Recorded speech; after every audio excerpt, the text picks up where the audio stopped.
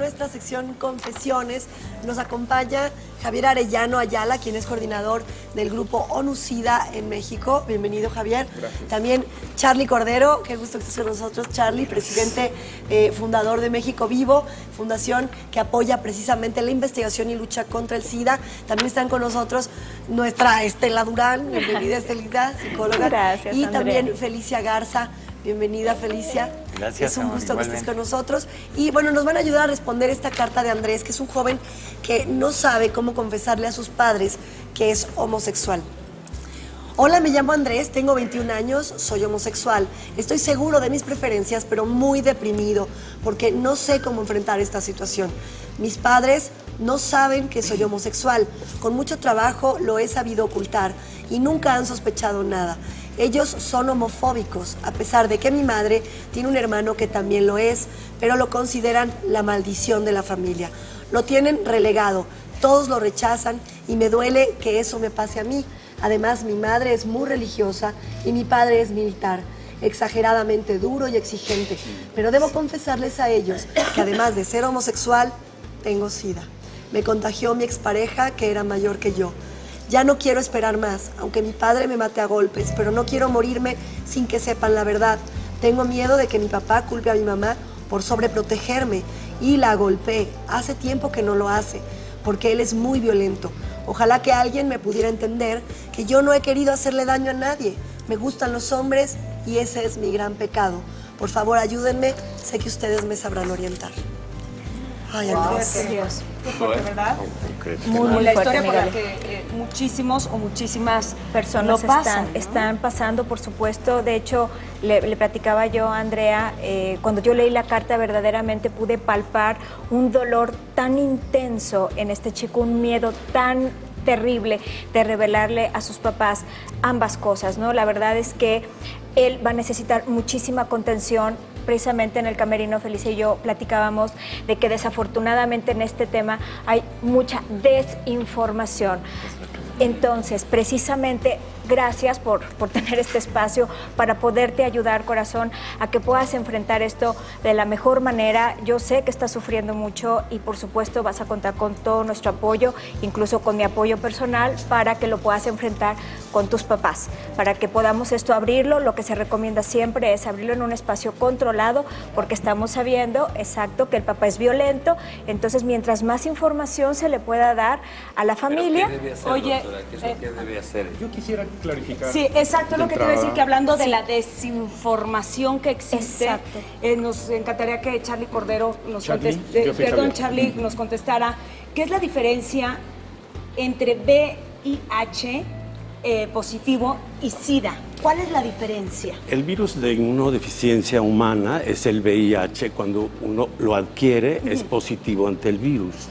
Una etapa ya tardía, cuando se hace uno la prueba tarde, no se medica y las condiciones de tu cuerpo se deterioran, llega uno a la etapa de SIDA, que es el síndrome de inmunodeficiencia adquirida. Eso quiere decir que cuando tus defensas bajan y el virus se apodera de tu cuerpo, ya entras a la etapa de SIDA, porque uno no se muere por tener VIH, uno se muere porque bajan las defensas y entonces el virus se apodera de ti. ¿Un tratamiento a tiempo, digamos?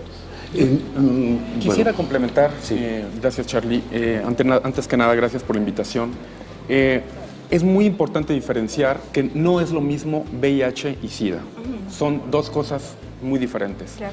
Actualmente, con el advenimiento de la terapia antirretroviral, es posible que una persona pueda vivir una vida normal, sana, saludable durante 40 años aproximadamente, ¿no? Es decir, si una persona adquiere el virus a los 20 años, prácticamente tendría, insisto, siempre y cuando tome terapia antirretroviral de manera adherente, es decir, de manera puntual, la persona va a tener una vida larga, fructífera, puede tener hijos, ¿no? Puede tener una vida saludable. Actualmente se compara ya más al VIH como un tratamiento controlable como la diabetes, por poner un ejemplo muy simple. A mí me gustaría puntualizar en una cosa, antes que lo que está diciendo mi compañero Javier. Esta enfermedad tiene un oscurantismo alrededor que tiene que ver con muchas cuestiones de la sociedad. Yo me quedo en la última parte de la carta cuando dice que es pecador. Lo nombra de esa manera. Perdón, no eres pecador. En primer lugar, hay que respetarse, hay que respetarnos nuestras preferencias sexuales, cualquiera están bien, mientras haya un respeto y una responsabilidad para ti y que tenga un principio, que a mí me encantaría subrayar esta parte. La Fundación México Vivo subraya el principio del amor. Primero te tienes que querer a ti y reconocer, por supuesto, que también como ser humano uno es animal en el sentido de que necesitamos comer y necesitamos tener nuestras prácticas sexuales. Todas están bien. Simple y sencillamente hay que tener ese principio de quererte. Y este tipo de cosas como del pecado y demás, en una sociedad como la mexicana, por supuesto, que entre el machismo y el mochismo, pues ya nos fregamos todos, porque entonces esa sociedad realmente es la que crea los peores virus, más que son peores que el virus del VIH. ¿Puedes entender un poco la historia, ¿no? Porque a través de la carta dice, no sé cómo decirlo, mi papá militar, pues de alguna manera te van criando. ¿Qué tendría que hacer? ¿Qué tendría que hacer, Estela? Mira, lo que dijo Charly de verdad es súper rescatable. Lo primero que tenemos que hacer con él es que se ame profundamente, que él verdaderamente se valore como ser humano, que sepa perfectamente que es, o sea, que lo único que es diferencia es su tendencia. Yo ni siquiera diría preferencia, porque yo no prefiero un té o un café, él no lo eligió. ¿Cómo enfrenta a sus Entonces, papás? yo creo que lo más importante, Lizardo, es que sea de verdad en un ambiente controlado, como lo que yo estaba diciendo al principio, porque estamos hablando de que él tiene mucho miedo de que él sea violento, tanto con él como con la mamá.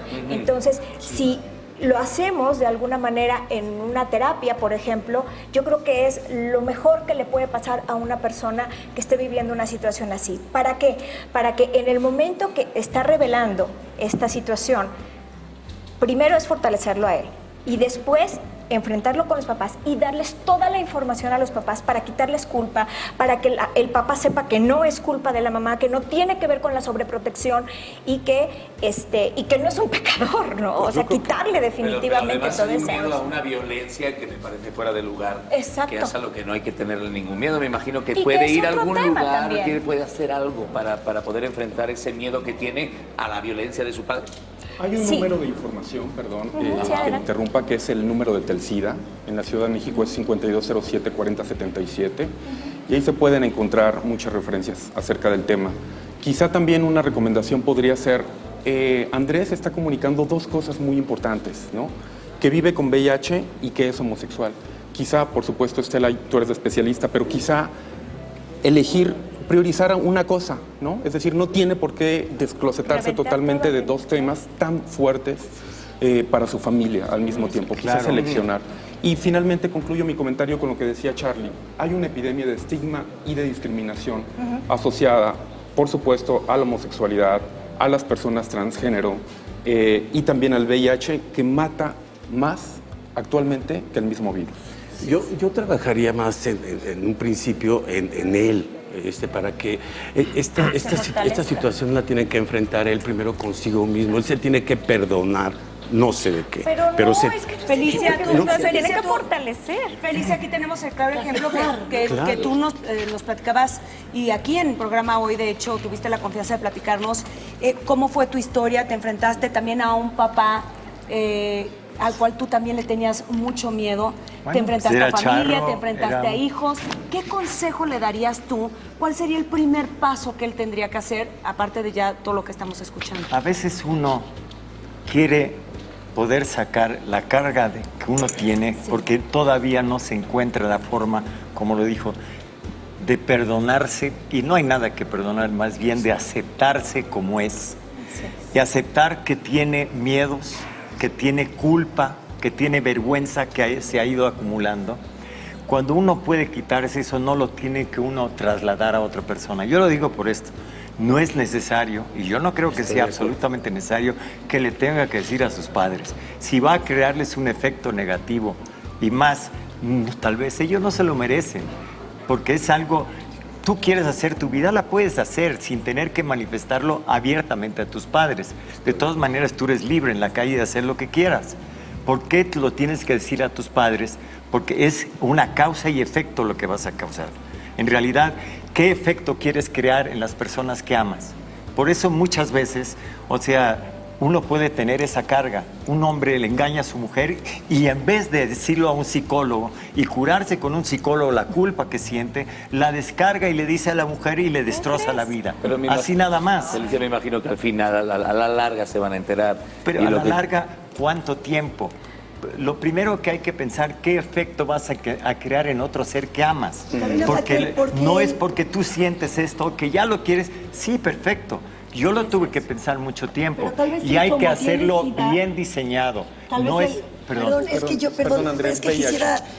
dijo VIH, sí, No, como... es que hay una diferencia. Es que en la Él todavía- carta él dice SIDA. Ah, o sea, ya en la sí, carta, en la sí. carta él dice Es de SIDA. SIDA también. Exacto. La La SIDA, carta dice la SIDA. SIDA, como La lo carta decíamos, dice es la desinformación que existe amplia y que ha creado Pero una tal- circunstancia. Hay enfermedades mucho más contagiosas y difíciles de controlar, como la hepatitis C y otras. La influenza, que yo te toco y me contagias, me respiro y me contagias. El SIDA no es contagioso así, solamente Pero bajo ella, ciertas condiciones muy específicas. Lo que yo digo es que tal vez él... No, el siente VIH, tal o vez sea, que se va a morir. el Es que- síndrome es de que, exacto, insuficiencia tenemos que tomar en cuenta lo que, inmunológica. lo que a él le está mortificando. A él lo que le está mortificando es que quiere ya revelarlo.